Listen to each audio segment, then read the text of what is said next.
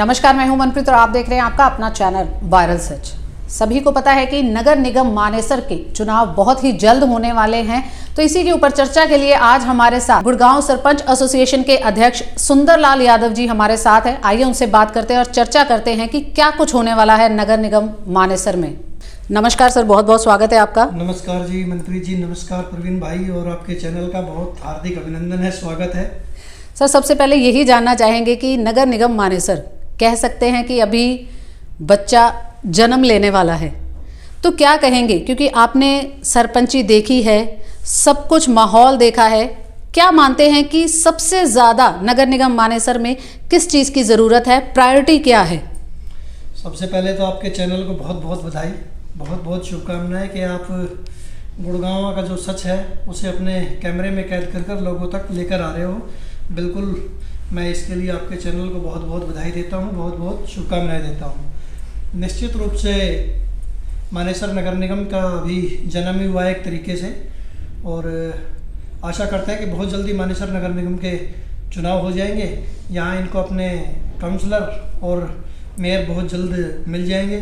Priority किस चीज़ की रहेगी? अगर आप देखें कि क्या विकास कार्य जो है सबसे पहले, जो जनता यहाँ की है, जो सबसे पहले क्या चाहती है जो भी यहाँ पर मेयर आए? देखिए, अभी तक ये क्षेत्र ग्रामीण अंचल था, पंचायतों ने अपने स्तर पर बहुत बेहतरीन कार्य किया था पूरे 5 साल के इस कार्यकाल में। अब उन्हीं पंचायतों से, क्योंकि यहाँ काफ़ी संख्या में नए सेक्टर डेवलपमेंट हो गए, हाई राइज बिल्डिंग आ गई, तो निश्चित रूप से ये क्षेत्र नगर निगम में शामिल होना था। और ऐसी भी आशा थी कि ये पूरा जिले में एक ही नगर निगम में शामिल होने वाला था। सौभाग्य से विधायक पटौदी के प्रयास से मानेसर को अपनी अलग से नए नगर निगम की सौगात मिली है। तो आशा करते हैं कि आने वाले समय में मानेसर एक भारत का नहीं, मैं ये कहूँगा कि दुनिया का सबसे बेहतरीन नगर निगम बनकर निकलेगा। और उसका कारण ये है, औद्योगिक क्षेत्र ही है, अभी गांव भी है, अभी शहर भी आ गया। तो जो सारी खूबी होनी चाहिए वो इस नगर निगम मानेसर में दिखाई दे रही है आज के समय में। तो आने वाले समय में हम ऐसी आशा रख सकते हैं कि बहुत बेहतरीन नगर निगम मानेसर होने जा रहा है। अब बात करते हैं, आपने पूछा कि काम, निश्चित रूप से अभी नया नया ये क्षेत्र नगर निगम में शामिल हुआ है और यहाँ बहुत ज़्यादा काम की ज़रूरत है। विशेषकर जो ये हाई राइज बिल्डिंग नए गुड़गांव की जो सोसाइटियाँ, इनमें बड़ी समस्याएं हैं लोगों को, क्योंकि 10 साल से ये विकसित तो हो गया, लेकिन यहाँ कोई काम कराने के लिए इनका कोई अधिकृत आदमी तो था नहीं। पंचायतों के क्षेत्र से बाहर था ये मामला। गाँव में तो चलो पंचायतों ने अपने स्तर पर काम करवाया है, लेकिन इन लोगों को काम नहीं हो पा रहे थे। तो गुड़गांव की तर्ज पर अब जैसे चुनाव हो जाएंगे, इनके भी काम स्टार्ट हो जाएंगे, चाहे वो रोड से संबंधित है, चाहे वो बिजली से संबंधित है, चाहे वो लाइट से संबंधित है, चाहे वो पानी से संबंधित है। और एक जो सबसे बड़ी समस्या आ रही है काफ़ी सोसाइटियों में, वो आ रही है 24 मीटर के रोड को लेकर। जी, ये प्राइवेट बिल्डर जितने भी हैं, जब इनको घर बेचना होता है तो ये बड़े हसीन सपने दिखाते हैं जी, कि भी हमने ये कनेक्टिविटी करा दी, हम ये सुविधा देंगे, वो सुविधा देंगे, लेकिन वास्तविकता कुछ और होती है। और एक इंसान जब वो 22-25 साल का होता है तब नौकरी करनी शुरू करता है, जब उसके सर पे बिल्कुल काले बाल होते हैं, और वो 60 साल की उम्र में जब वो रिटायरमेंट हो जाता है तो सारे सफ़ेद बाल हो जाते हैं जी। वो अपनी उम्र भर की कमाई यहाँ लाकर इन सेक्टरों में, इन प्राइवेट बिल्डरों के पास लाके लगा देता है, और जब उसको पता चलता है कि भाई उसके साथ ये धोखा हो रहा है, तो ये अपने आप में बड़ी एक शर्मनाक बात है। तो निश्चित रूप से हम मानेसर नगर निगम के जब भी चुनाव होंगे, यहाँ से कोई भी पार्षद या काउंसलर या मेयर बन के आए, उन सबका ये प्रयास रहेगा कि हम अपने क्षेत्र में इस तरह की धोखाधड़ी या इनकी गुंडागर्दी किसी भी बिल्डरों की बर्दाश्त ना करें। तो सुंदरलाल जी, अभी जो समय चल रहा है, जो परिसीमन का समय चल रहा है, तो इसमें भी क्या ऐसी सिचुएशन रहती है कि लोग कहाँ पर जा रहे हैं? क्योंकि अभी ये है कि पिछला शायद दिमाग से गया नहीं है, अगला अभी आएगा, तो वो अपनी समस्याएं अभी लेकर कहाँ जा रहे हैं? जो भी उनको रोज़मर्रा की दिक्कतें आ रही हैं, चाहे आईडीज़ की बात करें या किसी सिग्नेचर की बात करें, वो कहाँ जा रहे हैं अभी इस समय? देखिए, निश्चित रूप से जो गांव की अगर हम लोग बात करें तो गांव में तो अभी भी हम निगम के अधिकारियों से संपर्क करके जी अभी भी कुछ पावर पंचायतों को जब तक यहाँ नगर निगम के चुनाव ना हो जाते हैं तब तक कुछ प्रमाणित करने से संबंधित कुछ पावर अभी सरपंचों को छोड़ी हुई है, तो वो करा रहे हैं। सोसाइटी के लोग भी उसी तरीके से, पहले भी हम लोग ही कर रहे थे जी, और आज भी हम लोग ही कर रहे हैं, चाहे उनका वो डोमिसाइल की फाइल हो, चाहे उनका आधार कार्ड हो, चाहे वोटर कार्ड हो, चाहे परिवार पहचान पत्र हो, या कोई भी संबंधित ऐसा कोई भी काम हो, उससे संबंधित सभी आज भी हम लोग इनका ये काम कर रहे हैं। और जब तक चुनाव नहीं होंगे तब तक तो किसी ना किसी को तो ये व्यवस्था बढ़ा के रखनी भी है और काम करना भी है। आपको क्या लगता है सुंदरलाल जी, इस बार जो वोटिंग है नगर निगम मानेसर की, वो किस आधार पर होगी? जाति के आधार पर होगी या विकास के आधार पर? नहीं, निश्चित रूप से नगर निगम मानेसर क्योंकि पहली बार बना है, तो अभी यहाँ कोई चुनाव तो हुए नहीं है, वैसे मुद्दे हैं नहीं। बाकी निश्चित रूप से विकास के नाम पर यहाँ वोट पड़ेंगे, जातीय आधार पर तो किसी भी सूरत में यहाँ वोट पड़ेंगे नहीं, क्योंकि गांव में हम मान लें जाति विशेष होता है, लेकिन जो हाई राइज जो सेक्टर है, सोसाइटियाँ है, यहाँ तो कोई व्यक्ति विशेष या जाति विशेष है नहीं। तो निश्चित रूप से जो मानेसर नगर निगम के चुनाव होंगे वो विकास से संबंधित होंगे और विकास पर ही लोग वोट डालेंगे, विकास पर ही वोट करेंगे और विकास पर ही अपना काउंसलर या मेयर चुनेंगे। सुंदरलाल जी, काफ़ी समय से ओरेस सोसाइटी का एक मुद्दा भी सामने आ रहा था पानी के निकासी का, जो कि हाल ही में उसका जो काम है वो प्रारंभ किया जा रहा है। तो क्या लगता है आपको, ऐसी ही समस्याएं और भी होंगी, तो आप क्या निरंतर इस प्रकार ही काम करते रहेंगे?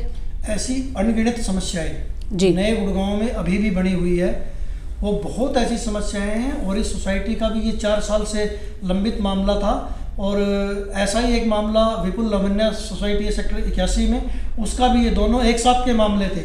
सोसाइटी बसा दी, वहाँ जाने के लिए कोई रास्ता ही नहीं जी, लोग पानी में से कीचड़ में से जाते थे। और सेम यही कहानी और इस सोसाइटी की, बढ़ा गांव के रेवेन्यू में बसी हुई सोसाइटी थी, हमारे गांव की पंचायत में भी और बढ़ा गांव की पंचायत में भी, और सोसाइटी के जो एक्टिव मेंबर थे उन्होंने भी लगातार प्रयास किया था कि भी वो समाधान हो जाए। दुर्भाग्य से वो नहीं हो पाया। देखो, ये पंचायतों से संबंधित तो मामला ही नहीं था जी, क्योंकि पीडब्ल्यूडी का रोड था। पीडब्ल्यूडी के रोड के लिए पंचायत का एक सीमित दायरा होता है, पहले 10 लाख उसकी क्षमता थी, अब 20 लाख कर दी थी। अब वो काम अभी हो रहा है 1.25 करोड़ रुपए में, तो पंचायत के पास ना तो इतना फंड था और ना ही उनकी अपनी कोई समय सीमा होती है। रही बात मेरी पंचायत की, तो जो सोसाइटी वहाँ बसी हुई है वो बढ़ा गांव के रेवेन्यू में बसा हुआ था, तो मेरे से संबंधित वो मामला नहीं था। लेकिन जितनी बार भी सोसाइटी के अधिकारी मिले, मैंने हर बार सोसाइटी के लोगों के साथ जाके अधिकारियों से मुलाकात भी की।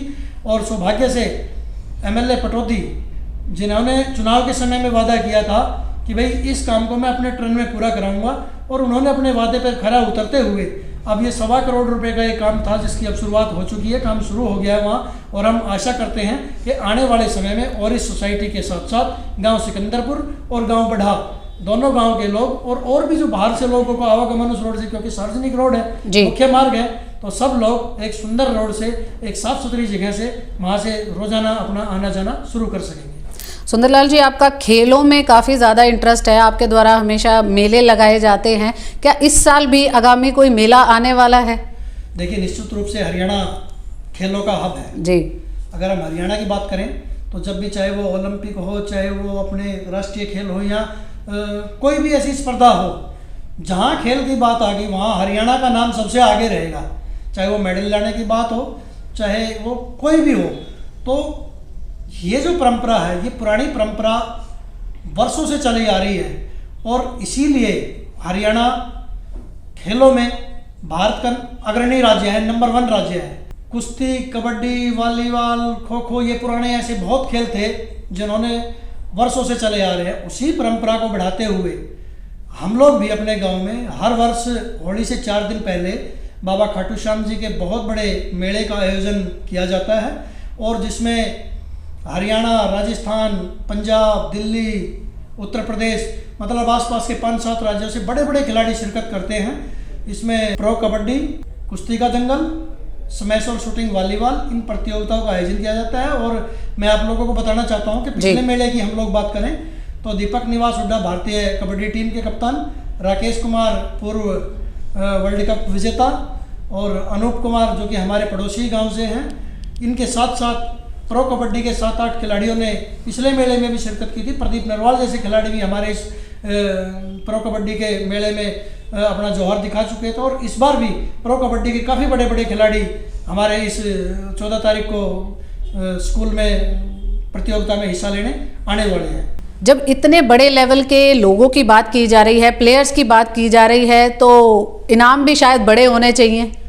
देखिए, अगर हम कुश्ती के दंगल की बात करें जी, तो 1 लाख रुपए की पहली कुश्ती है, 51,000 रुपये की दूसरी कुश्ती है, 21,000 रुपये की, 11,000 रुपये की अन्य छोटी बहुत कुश्तियाँ होती हैं। प्रो कबड्डी की अगर हम लोग बात करें तो प्रो कबड्डी में हमने पहले इससे पूर्व में जो 6 मेले मेरे कार्यकाल में संपन्न हुए हैं या उससे पहले भी जो भरते आए हैं उसमें 2 इनाम होते थे। लेकिन इस बार कमेटी के सदस्यों ने निवेदन किया कि भाई हम संख्या 4 करेंगे इनाम की, फर्स्ट, सेकंड, थर्ड, फोर्थ। तो पहला इनाम 51,000 रुपया, दूसरा 31, तीसरा 21 और चौथा 11,000 रुपया। स्मैश और शूटिंग वॉलीबॉल होती है, 21 और 11,000 उसमें इनाम होता है। और लगभग 20,000 लोगों के लिए देसी घी के भंडारे का आयोजन समस्त ग्रामवासियों एवं श्री श्याम मंदिर सेवा दल कमेटी के द्वारा लगातार किया जाता है। देसी घी का ये भंडारा हर बार आयोजित किया जाता है। सर, क्या कहेंगे कि अभी जनता समझ नहीं पा रही है कि वो किसको अपने मेयर के रूप में चुनेगी। आपको बहुत लोग जानते हैं, पहचानते हैं, और आप जो गुड़गांव सरपंच एसोसिएशन के अध्यक्ष हैं, बहुत सारे लोग हैं जो आपसे मुखातिब है। तो क्या कहेंगे आप कि आप इस चुनावी दंगल में उतरेंगे? देखिए, बिल्कुल आपने एक कठिनाई वाला सवाल पूछ लिया ये। जी, लोग जानते हैं, पहचानते हैं, और लोगों का उम्मीद भी करते हैं आपसे। लोगों का जानना पहचानना अच्छी बात है, जी, उससे संबंध अच्छे हैं जी। लेकिन मैं पार्टी का एक जिम्मेवार कार्यकर्ता हूँ, छोटा सा। और भारतीय जनता पार्टी चूँकि दुनिया की सबसे बड़ी पार्टी है तो उसकी अपनी समय सीमा होती है, और यहाँ पार्टी और संगठन तय करता है कि किस आदमी को क्या कराना है। पार्टी का चाहे कितना ही छोटा कार्यकर्ता हो, चुनाव लड़ने की मंशा हर व्यक्ति रखता है। पार्टी मुझे जो भी दायित्व देगी, चुनाव लड़वाने का या चुनाव लड़ने का, जो दायित्व देगी मैं उस दायित्व पे बिल्कुल खरा उतरूंगा। अपेक्षाएं बिल्कुल जो साथी हमारे पुराने जुड़े हुए हैं वो हमसे रख रहे हैं, लेकिन पार्टी का एक साधारण से कार्यकर्ता होने के नाते मेरा ये दायित्व है कि पार्टी मुझे जो भी जिम्मेदारी देगी, चाहे वो चुनाव लड़वाने से संबंधित हो या चुनाव लड़ने से संबंधित, जी, तो मैं उस पर बिल्कुल खरा उतरूंगा। बहुत बहुत धन्यवाद सुंदरलाल जी हमारे साथ बात करने के लिए। तो ये थे हमारे साथ सुंदरलाल यादव जी, जो कि अध्यक्ष हैं अभी गुड़गांव सरपंच एसोसिएशन के। बहुत कुछ देखा है इन्होंने, बहुत लोग जानते हैं, पहचानते हैं, सोसाइटीज़ में जो लोग हैं वो भी जानते हैं, धरातल पर कैसे काम होता है उसके बारे में बहुत ज़्यादा अवगत है। आए दिन मेलों का आयोजन होता है, जो भी काम हो इनसे छिपा नहीं रहता। बट आने वाले समय में देखना होगा क्या बीजेपी इनको कोई दायित्व देगी, क्या मेयर के लिए ये अपनी दावेदारी आगे रख पाएंगे, ये तो आने वाला समय ही बता पाएगा। इसी तरह हमारे साथ बने रहे और देखते रहे आपका अपना चैनल वायरल सच।